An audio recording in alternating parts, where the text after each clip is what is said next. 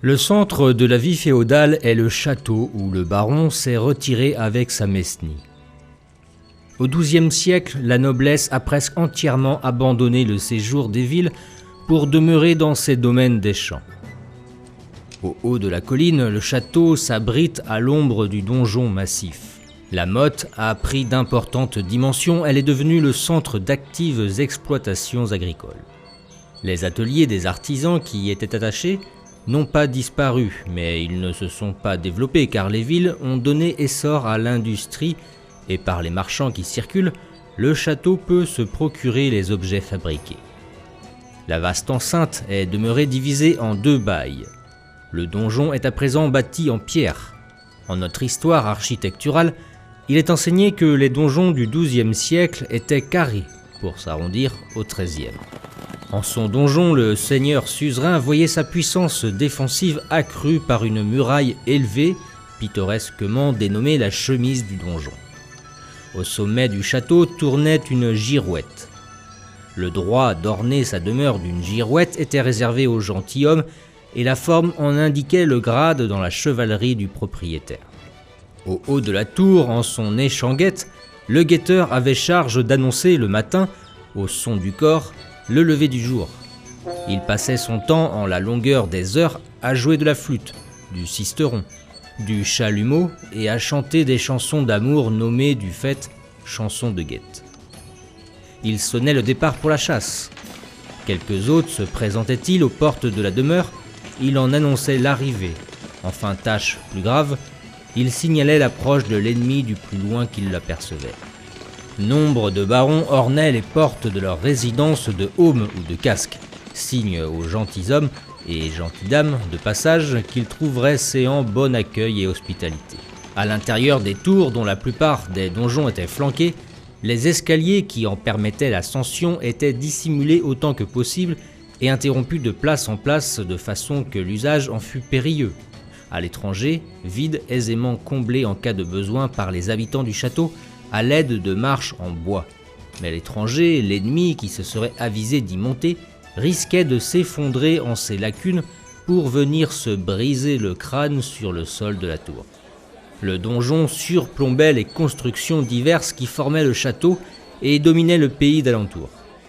De la défense militaire du domaine, il était le centre, l'élément principal. Les tours de moindre dimension dont le donjon était flanqué étaient généralement rondes à l'extérieur, plates au dedans. Elles étaient défensivement armées comme le donjon lui-même. C'est au haut du donjon qu'étaient pendus les traîtres, ou ceux des ennemis, qui pour l'une ou l'autre cause étaient méprisés. Ils y étaient attachés à des fourches. Deux pièces principales dans le château féodal, la salle et la chambre. Dans la salle, le baron rend la justice à ses vassaux. Il y reçoit leur hommage, il y accueille des messagers, écoute les chansons des jongleurs, les contes des trouvères, il y prend ses principaux repas, il y joue aux échecs et aux tables. Les jeux d'échecs tenaient dans la vie des féodaux en leur château fort une place importante. Les enfants étaient éduqués aux jeux d'échecs dès leur jeune âge, distraction à laquelle nos féodaux se livraient passionnément. Pourquoi Charlot, fils de Charlemagne, fend-il d'un coup d'échiquier le crâne de Baudouinet, fils d'Ogier? Baudouinet vient de le faire échec et mat. C'est en une querelle née d'une partie d'échecs que Renaud de Montauban casse la tête d'un coup d'échiquier à Barthollet, neveu de l'empereur, d'où la longue guerre faite par Charlemagne aux 4 fils Aymon. Quant aux jongleurs, par beau temps en la saison nouvelle, le baron préférait les entendre en plein air, dans un cadre verdoyant que les fleurs parfument, mieux adapté aux rêves plaisants que leur art faisait éclore. Auprès de la salle, la chambre que le seigneur partageait avec sa femme et où il recevait ses intimes. Dans la chambre près du foyer se déroulaient les causeries d'hiver. La salle aux vastes dimensions s'ouvrait au haut des degrés qui menaient au perron. À l'une des extrémités, une estrade qui prenait toute la largeur de la pièce, élevée d'une marche de quelques pouces au-dessus du sol, s'appelait le dais. Le seigneur et sa dame y recevaient leurs hôtes assis tous deux en des fauteuils. Là étaient dressées les tables hautes, ainsi nommées parce qu'elles dominaient les tables placées sur le plancher de la salle. À ces tables hautes, prenait place le châtelain, la châtelaine et les invités de marque. Le dais était directement éclairé par une grande fenêtre en saillie sur l'extérieur. Dans l'espace que cette saillie donnait à l'intérieur de la pièce, les serviteurs disposaient une table utile au service et à la desserte. Dans la salle, de grands coffres de bois contenant les effets du châtelain et de la châtelaine servaient de sièges, car l'ameublement de ces pièces, d'un aspect d'ailleurs somptueux, était des plus rudimentaires. Elles étaient à peu près vides. Les sièges de la salle étaient des bancs de pierre taillés le long des murs ou dans les embrasures des fenêtres. On les complétait par des chairs, sièges pliants apportés à l'occasion, de même qu'on dressait la table au moment de repas.